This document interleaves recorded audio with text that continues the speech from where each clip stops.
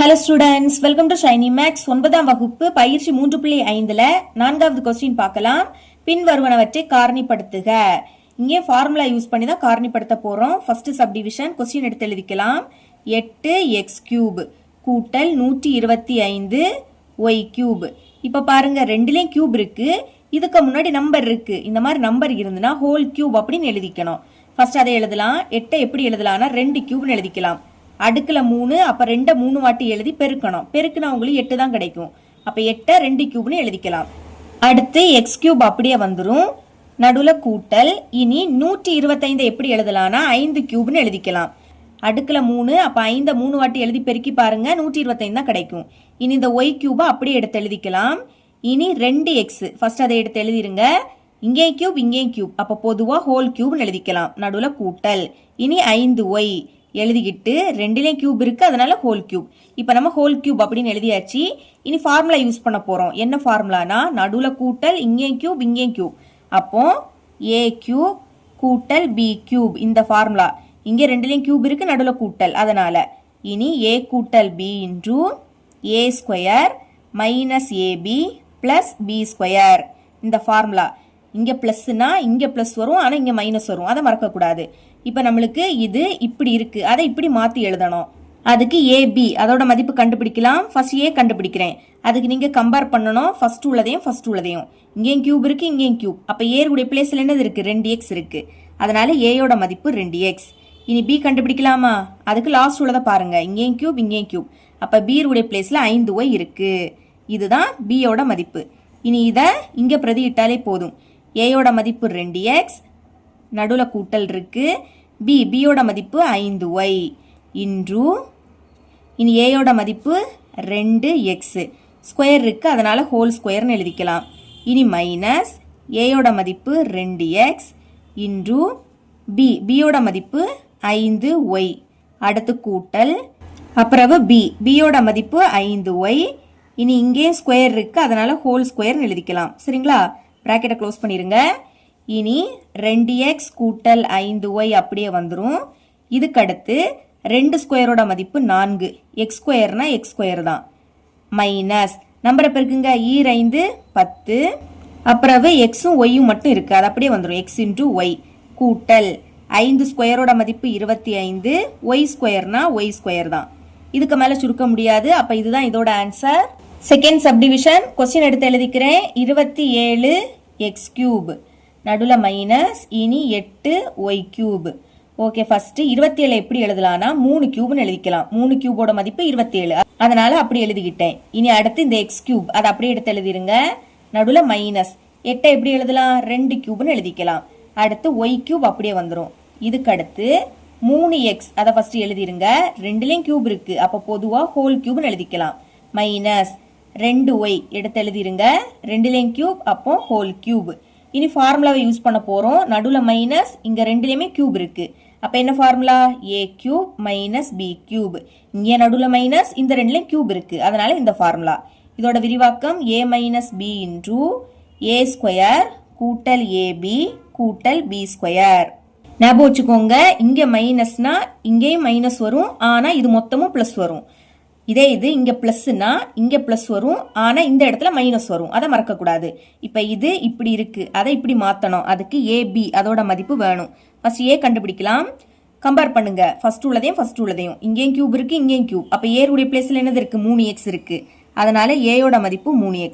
அடுத்து b கண்டுபிடிக்கலாம். Last உள்ளது, இங்கேயும் கியூப், அப்ப b உடைய பிளேஸ்ல என்னது இருக்கு, 2y.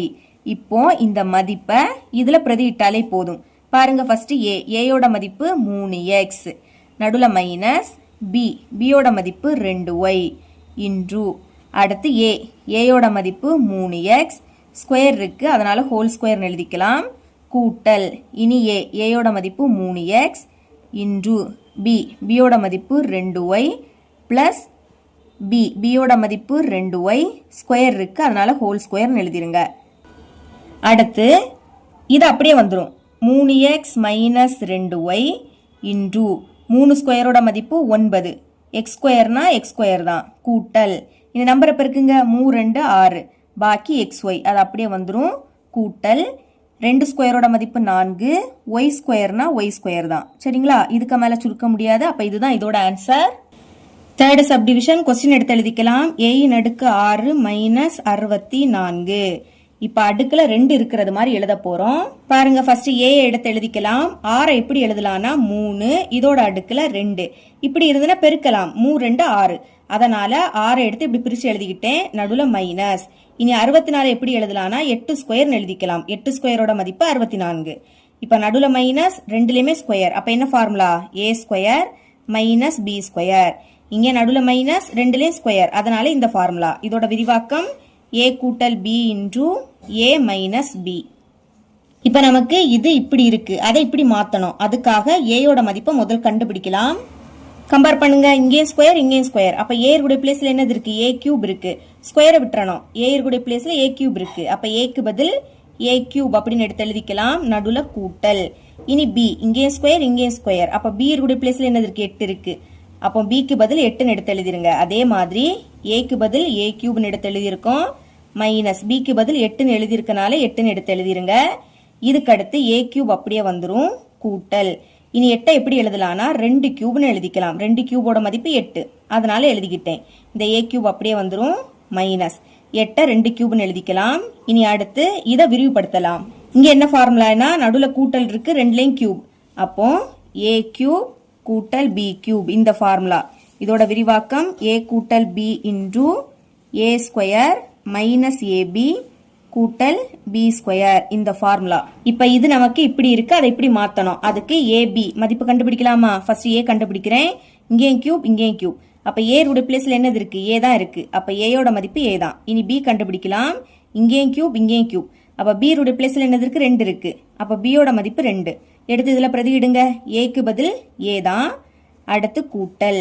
இனி b யோட மதிப்பு 2 இன்டு a யோட மதிப்பு a தான். ஸ்கொயர் இருக்கு, எழுதிருங்க. அடுத்து மைனஸ் இருக்கு. அடுத்து a யோட மதிப்பு a தான். b யோட மதிப்பு 2 கூட்டல் b யோட மதிப்பு 2 ஸ்கொயர் இருக்கு, எழுதிருங்க. ஓகே, இனிமே இதை விரிவுபடுத்தலாம். இங்க நடுவுல மைனஸ் இருக்கு, ரெண்டுலயுமே கியூப் இருக்கு. அப்போ a cube minus b cube.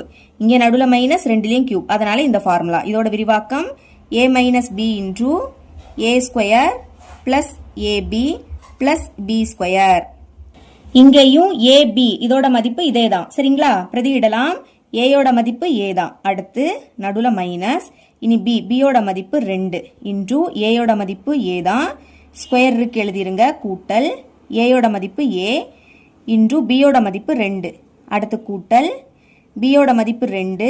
இனி ஸ்கொயர் இருக்கு, எழுதிருங்க. அடுத்து பிராக்கெட்டை க்ளோஸ் பண்ணிருங்க.